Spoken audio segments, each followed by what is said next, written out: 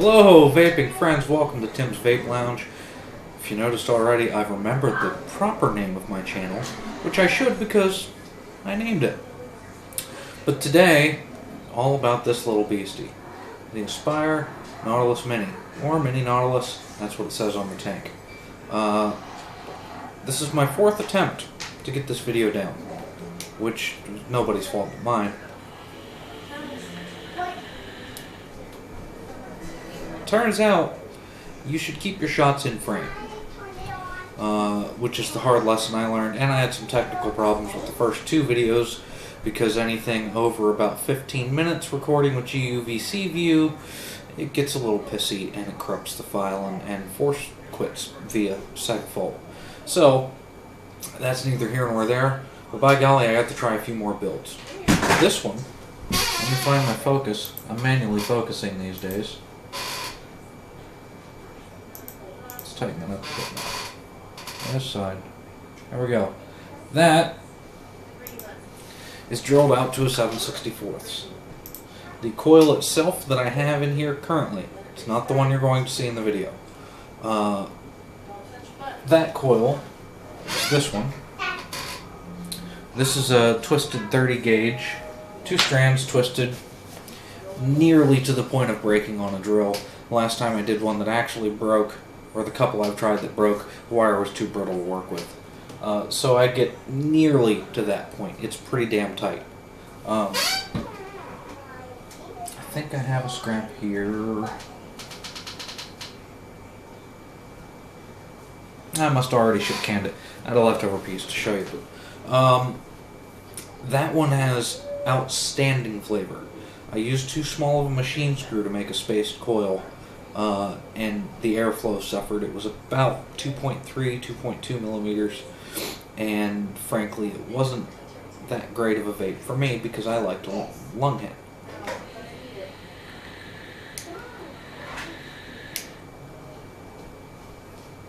So, I got to looking at my stuff, my selection of machine screws, and I found this guy.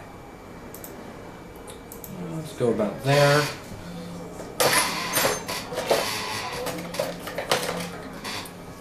This is my 3mm mandrel for my coil gizmo. And this is the, which way? There we go. The machine screw that I bought for making spaced coils. You can see it's pretty much 3mm, just a hair bigger. And man, what a difference that made. Because I was thinking, why don't I make my own personal mini Atlantis with a little less airflow? So that's what I did. I took some 26 gauge. I used 6.5 wraps.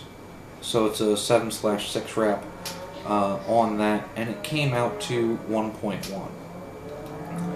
We are, whoops, holy crap.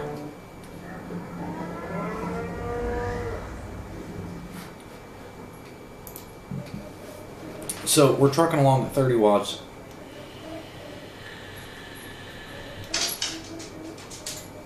And she vapes really, really well. I'm waiting for the wick to kind of settle in. I'm not taking huge pulls right now. If I turn this down to 28, I could probably get away with it. So I took a 6-second drag earlier at 30. It started to dry out at the end. It wasn't a dry hit, but you can feel it. You know, when you're taking a long pull, you can feel the vapor production drop off. That's the perfect time to stop, because shit's about to get toasty.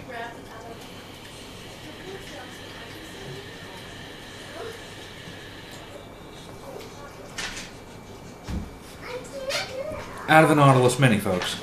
And the flavor on that is, it's fantastic.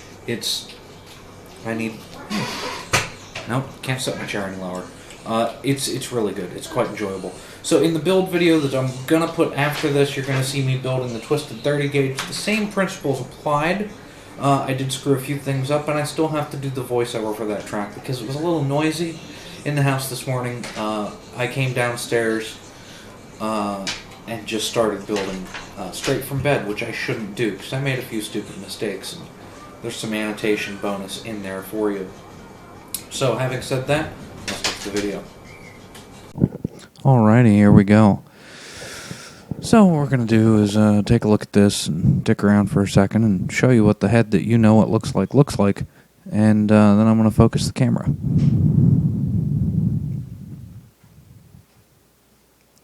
Don't mind the annotations. I wasn't sure I was going to do a voiceover for this, so we'll see how it goes. And now we're just looking down in there, so we're going to pull out this pin, and high twisted, son of a bitch, it flew down on the floor behind me. I'm going to pull out the insulator. I'm going to fiddle around for a minute looking for something to shove down in there. The tweezers I pick don't work, they're too big.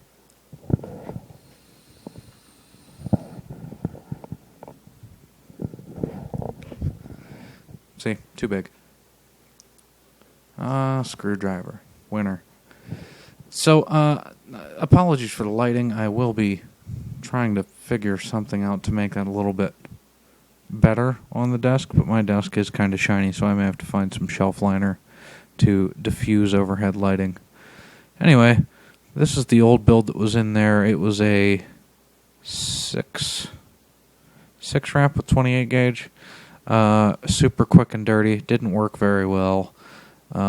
It wasn't set up. It wasn't set in the right position.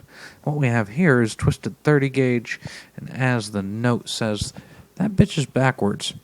So here in a second, I will unscrew it, rescrew it on, and through the magic of editing, you'll never realize it. My best Johnny Cochran and OJ's gloves impersonation I can muster. And here we are with the coil situated the right way. And me pointing with fingers because I didn't know if I was going to do voiceover or not. That'll happen a few more times. So after you get your coil oriented properly, you can go ahead and give it kind of a dry fit. This coil was wrapped a little too small. This was like a 2.4 mil dealie. Yeah. So it fit. We're going to go ahead and wick it up. A little Koga cotton. That's just your basic Japanese organic cotton. Now, twisted 30 gauge is a little harder to bend than your run-of-the-mill 28, so I'm going to have to get some pliers after this.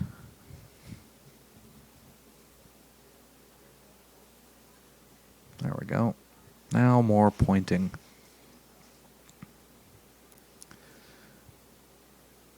Beautiful. Hold out a shot, Tim. Awesome. Now one more squeeze and we'll call that good.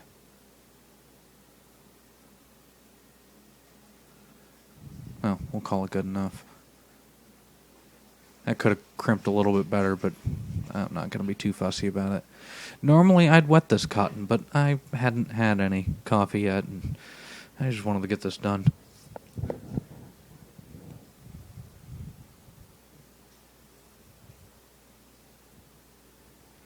And because this was a smaller diameter coil, I managed to jam the whole strip in there without having to trim it, which was pretty cool, and you'll see that here in a second. Not cool, but it just amused me.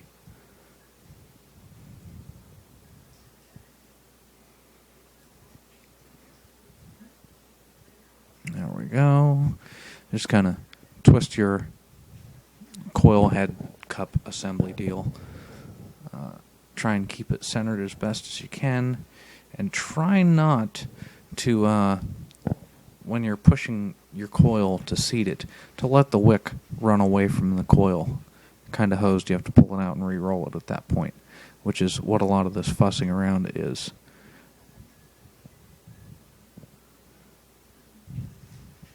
Right now I'm trying to tighten that screw to get it to stick out of the bottom so I know that my shit's centered, but oh well.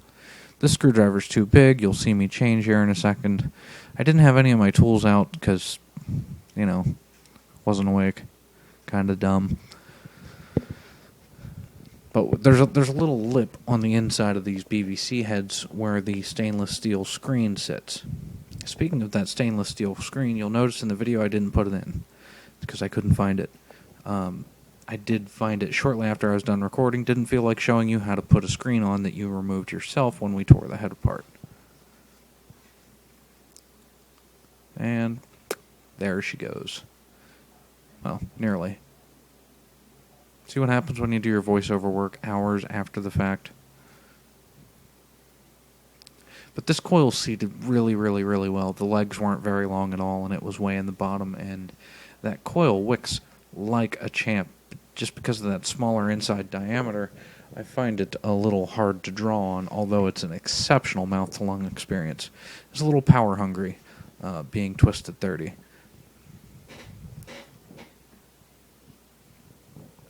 That's the sound of my chair squeaking. So I took a look at those legs and decided that that one was going to be negative because he was most likely to short out against the case. So why let that be a possibility? We'll embrace that. We'll be the change we want to be. I'm not sure why I stopped snugging up on that. I might have been yelling at the kids to simmer down.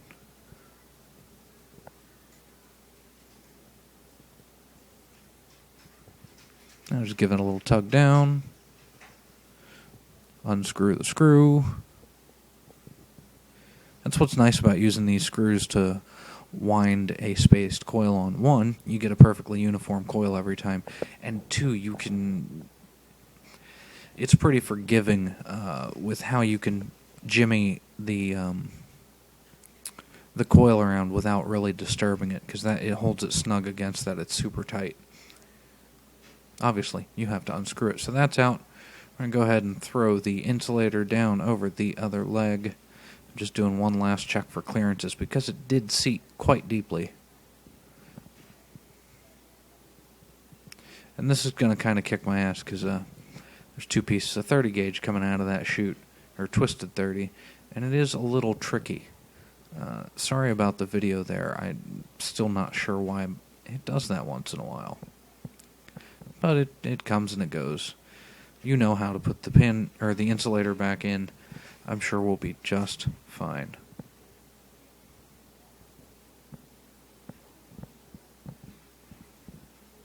You should always drink coffee before you build.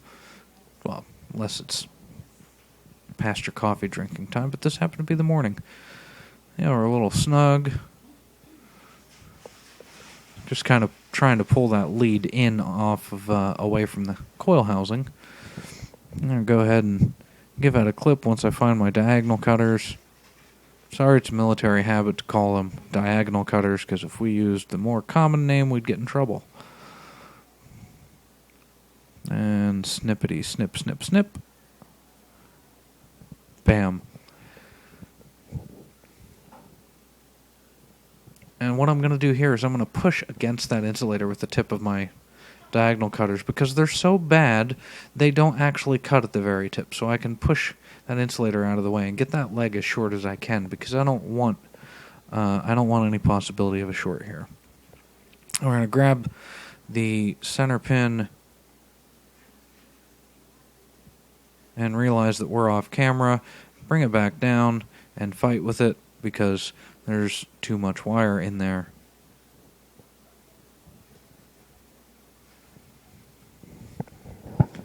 Yeah, about that, Tim. But I remembered where the screen was. I'm going to go ahead and give that negative leg just a little bit of massaging, make sure he's not sticking up past where he should be.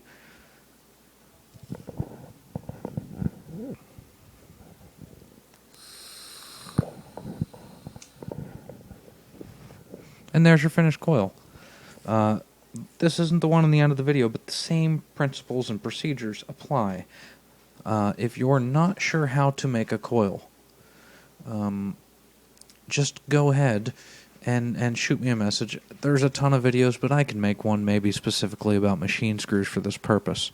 I'm telling you about the fried chicken I ate this morning for breakfast. It was really good. What I was doing with the screwdriver there was just clearing out the airway, packing that cotton in. So, yeah. Now I'm futzing around looking for my juice, and I'm going to edit, and bam. There we go. That was a pretty smooth edit. Kind of proud of that one. And drip, drip, drip. What I do is I dribble around that lip in there to try and get some down around the very outside of the wick. And then I'll just drip into the center and let it wick from the coil out. I don't think one way is any better than the other. It's just something I do to be thorough. Or thorough, if you're a Big Lebowski fan. And snug that up. There she is. Almost Miss America. And that does it. See ya. Not bad, eh? So that's it. You will get my fried chicken recipe at the end of this. It's pretty simple. And I oven fry. I'm sorry, my grandmother spoiled me by making really good oven fried chicken. I don't have a candy thermometer, and I don't have a cast iron pan big enough to fry all of the chicken I want to fry in it. So I oven fry it. So yeah, there it is. Like I said, this build isn't the one you saw in the video. That's this coil. I'm going to keep him around for a few days, see how it beds in, because I torched the wire after I twisted it, but I didn't torch the coil as it was made, so it's still a smidgen funky once in a while with its taste. So I'm going to vape on a little here and there and see how it settles in. Like I said, the draw is too tight on that one. I really find that you need at least 2.8 millimeters with the 7/64 hole to really have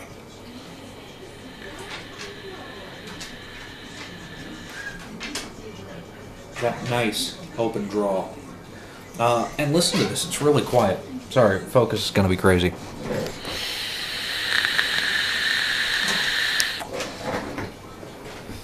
Really quiet, which I like.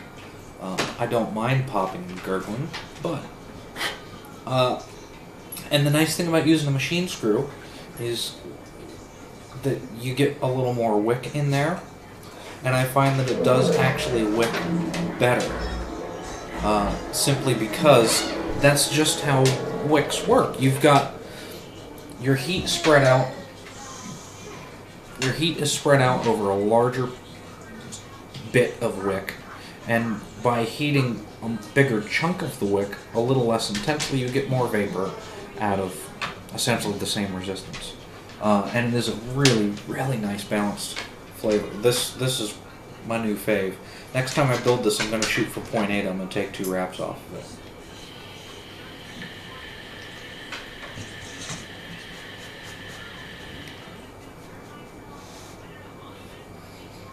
Not too shabby for a Nautilus. It does get a little bit warm, but not too bad. Not as bad as some of the other builds I've done. And just for grins, I did a spaced coil build in this. It's my Aqua V2 clone. It is 0.6, 28 gauge. I've been running this at 35. Stupid Sigelli. I love this box, but I hate picking a power setting. I really wish it went in half-watt increments.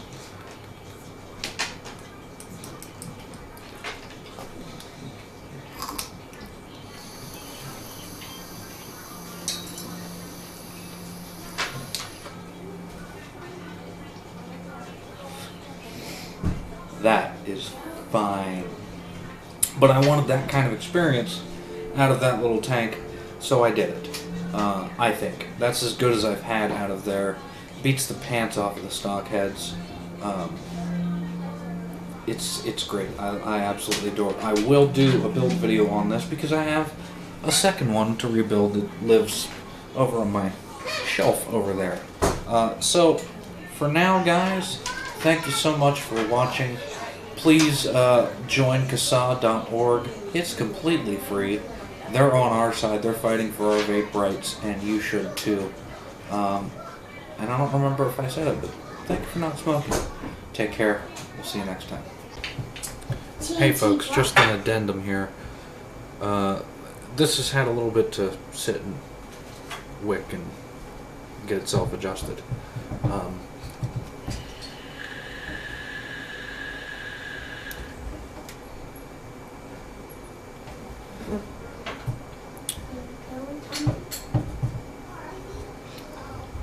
Yeah, it works. it works real good.